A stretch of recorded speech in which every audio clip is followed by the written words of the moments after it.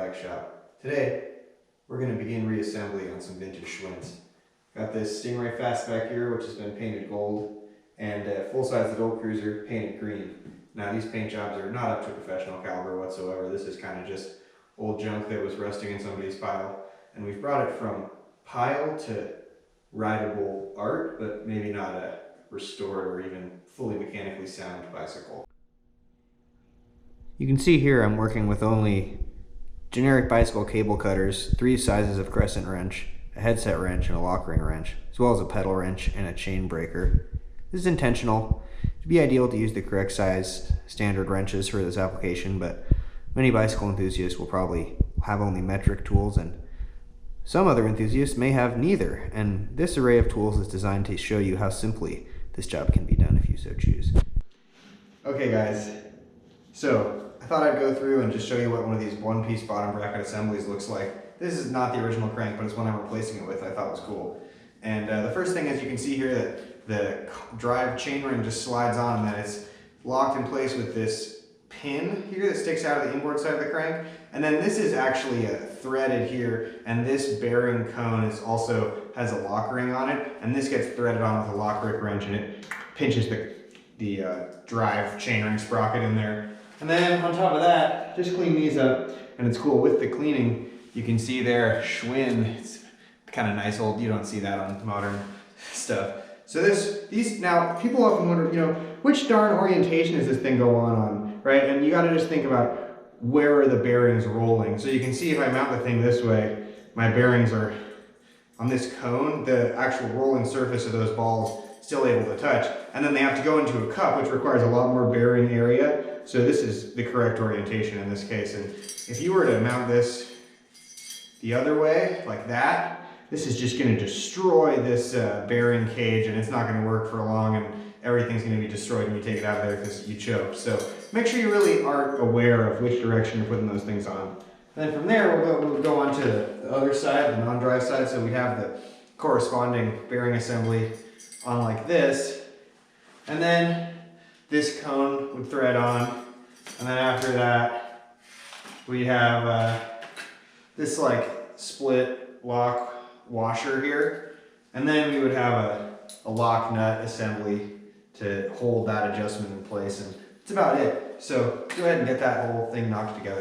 Okay, so here's how you put a bottom bracket assembly together, which is nothing but a piece of cardboard on the ground and yourself.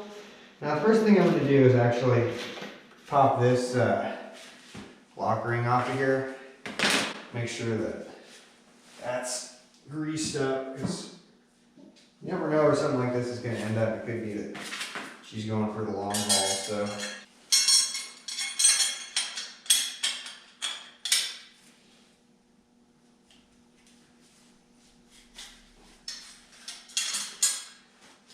So we're just sliding this off to grease it up. Which direction does it loosen in? Well, it actually loosens in the drive direction, in case you were wondering.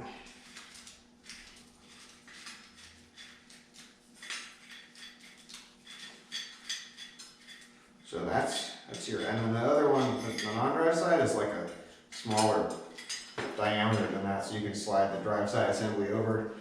And also, if it's had these lock ring notches, that's going to probably be on the drive side. So this is a super primitive method of grease applying. We're just going to dip a finger in and grease it up, because this tube of grease is sort of just something that's kicking around for that kind of purpose.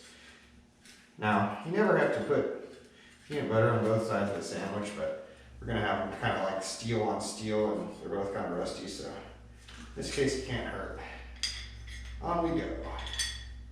Now also this, you know, you really, if this is hard to go on till you're at the home stretch, that probably means that you cross threaded it. It's pretty easy to mangle these things, so don't do that. Going on. And I'll really give this a good reefing on with the lockring wrench, because if this comes loose later, that's annoying. It's a lot harder. You can't just adjust that real quick, like if the assembly on the non-drive side needs adjusting. So I would say if you have one specialty bicycle tool, for this is a good one. Because putting like a vice grip on this is going to not really be a good long-term solution for you, or even a good short-term solution. So it's a fine art of torquing this and not like giving yourself 6 puncture wounds all at the same time from the chainring teeth. And just going to say that that's a proceed at your own risk kind of situation, ideally with some kind of optimized environment for your work.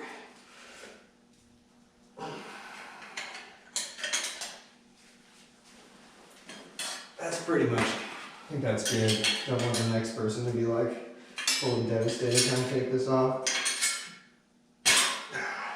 Yep. Quality. Okay, on to the next here. So, look at this bearing I have. These are the bearings. So I'm gonna, now this is like, because I have it right in my hand, I'm gonna pack it like full on like an automotive wheel bearing. So for those of you who are familiar with that process, you just put a bunch of grease in your hand and you like full on like work this in until it's like oozing out of every crevice.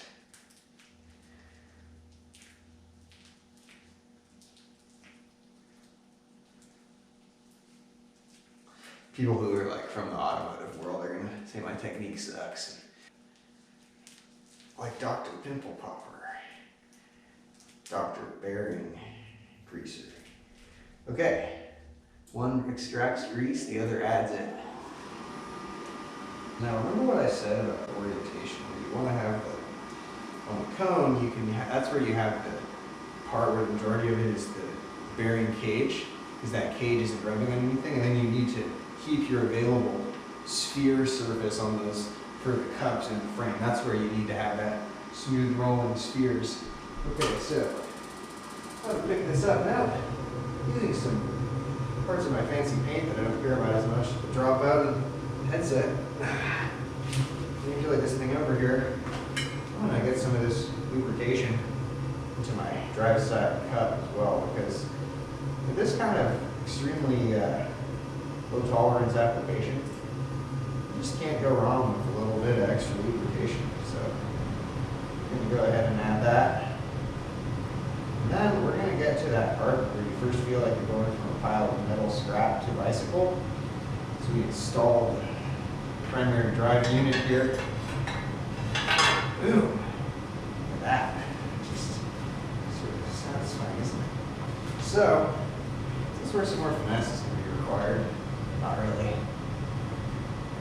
Maybe you can see what I'm doing here. Maybe you can't, but at least what you really need to be able to see is that this is possible. You could also be doing this. Maybe going from that old rust bucket in the yard that you thought was far gone to like totally cruising on the streets of your town. Now, go ahead and grab my other bearing assembly, which is so packed you want to be able to like roll a ball around and make sure you see bearing grease oozing out. That's a good sign. So get that installed again with the always aware of orientation those cage bearings are going in. Now, that one. You have some redundant parts over there. Don't let that confuse you. I only need one of these cone assemblies. This one actually has little notches for like a pin spanner or 2 flathead screwdrivers to engage with. So.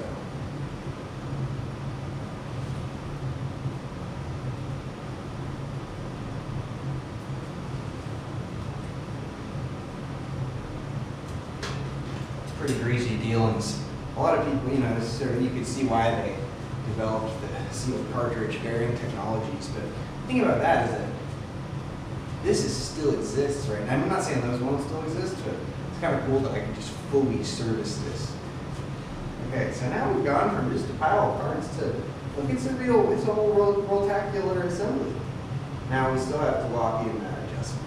But basically the way this works is just like a cup and cone where in your hub bearing assembly where you have this adjustment on the cone and then that's held in place by a locknut, which is going to be this guy. Check 1, 2, copy. This is a test. GoPro, stop recording. Never falls down, never scrapes his head.